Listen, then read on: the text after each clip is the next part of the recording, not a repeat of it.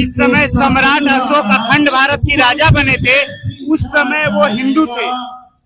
देखिए, बिल्कुल सही कहा कि वो हिंदू थे।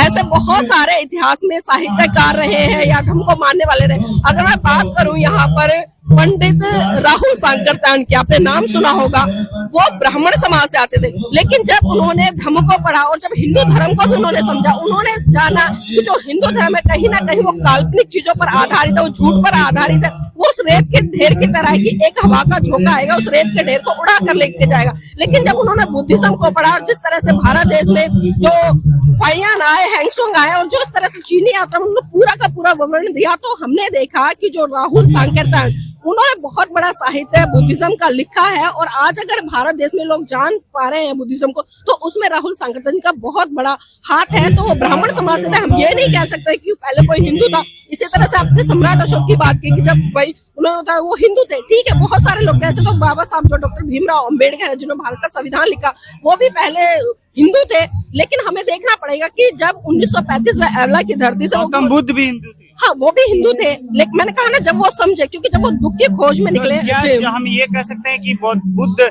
जो बुद्धिस्ट हुए, उनका जड़ हिंदुत्व है?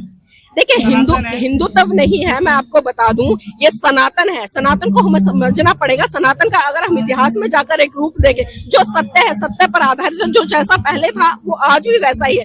लेकिन जो अगर हिंदू की बात करें, हिंदू शब्द मुश्किल से 100 साल भारत में आए हुए नहीं हुए होंगे सबको, और सुप्रीम कोर्ट ने भी साफ साफ इसको लेकर डिफाइन किया था। अभी पिछले दिनों जिस तरह से कई केस कोर्ट में डाले गए, तो सुप्रीम कोर्ट ने साफ साफ किया कि हिंदू कोई धर्म नहीं है, बल्कि जीने की एक शैली है। और इससे पहले भी एक वो केस चला था जिसमें कि हिंदू धर्म को लेकर सुप्रीम कोर्ट ने एक स्टेटमेंट दी कि भाई जो हिंदू शब्द है वो फारसी का एक शब्द है, और जिसको कि गाली के तौर पर जो फारसी लोग हैं वो इस्तेमाल करते हैं। तो हिंदू धर्म कोई धर्म नहीं है, बल्कि एक जीने की शैली। लेकिन गाली को लेकर के कब ये फारसी का शब्द है, जो हिंदू है, फारसी जो लैंग्वेज है उसमें आता है, जिसको कि गाली के तौर पर संबोधित किया जाता है। आप किसी से पूछे जो विद्वान है, जो जानकार है, हिंदू लोग भी इसको बताएंगे कि फारसी में हिंदू को गाली देते हैं। और इसी का एक रूप आप देख रहे हैं, आप भारत में जितने भी जो लोग कहते हैं कि भाई हम हिंदू राष्ट्र की मांग करें, जो कहते हैं हम कट्टर हिंदू है, जो ये कहते हैं कि हम हिंदू है, आज वो सभी लोग ये कहने लगे कि हम सनातनी है।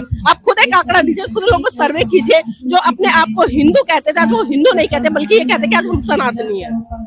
अच्छा, कई पहले ये ज्यादातर देखा जाता है कि जो घरेलू महिलाएं हैं वो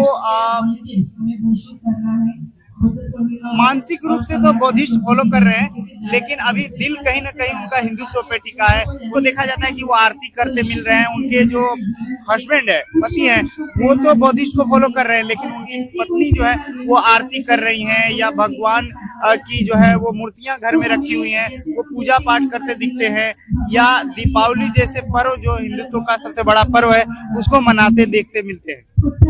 देखिए, अगर आज वर्तमान समय की बात करूं, क्योंकि धीरे धीरे जैसे लोग इतिहास को पढ़ रहे हैं, इतिहास के बारे में जानकारी हो रही है, वैसे वैसे कहीं ना कहीं लोग परिवर्तित हो रहे हैं। और जो आपने बात करी कि जो घर की महिलाएं कहीं ना कहीं आज भी वो आरती में लगी हो, पूजा पाठ में लगी हुई है, या जिस तरह से कर्मकांड जो शब्द यूज करते हैं हम साधारण बोलचाला में, उसको यूज करें, तो ये बात बिल्कुल आपकी सही है। क्योंकि आज कहीं ना कहीं जो एक बहुत बड़ी समस्या देखने को मिल रही है, क्योंकि पुरुष तो आज बुद्धिज्म की तरफ बढ़ गया है, लेकिन महिलाएं कार्यक्रमों में बहुत कम जाती हैं, बहुत कम अध्ययन करते हैं, उसी का कारण। लेकिन आप पढ़ी लिखी शिक्षित महिलाओं से मिलेंगे, जागरूक महिलाओं से मिलेंगे, तो आप उनसे देखिए, उनसे चर्चा कीजिए, वो बताएंगे कि वो आज उस परंपरा में नहीं, उस संस्कृति में नहीं है, जो संस्कृति कहीं ना कहीं महिलाओं को गुलाम बनाकर रखते, वो उस संस्कृति से निकलकर आज उस विरासत, उस संस्कृति की तरफ बढ़े, जो कहीं ना कहीं महिलाओं को पुरुषों के बराबरी लाकर खड़ा करता है, महिलाओं को पुरुषों के बराबर समानता का अधिकार देता है, जो महिलाओं को पुरुषों के बराबर कहीं ना कहीं एक इक्वल राइट देकर तमाम तरह से उनको स्थापित करता है। तो जिन महिलाओं की आप बात कर रहे हो, एक घर की चार दीवारी में कैद रहती हैं, वो बाहर निकलकर बहुत कम कार्यक्रमों में जाती होंगी, जो मुझे लग रहा है। और यही कारण कि अभी वो वहीं अटकी पड़ी है, लेकिन जिससे समझ में आएगा तो धीरे धीरे करके परिवर्तन आएगा।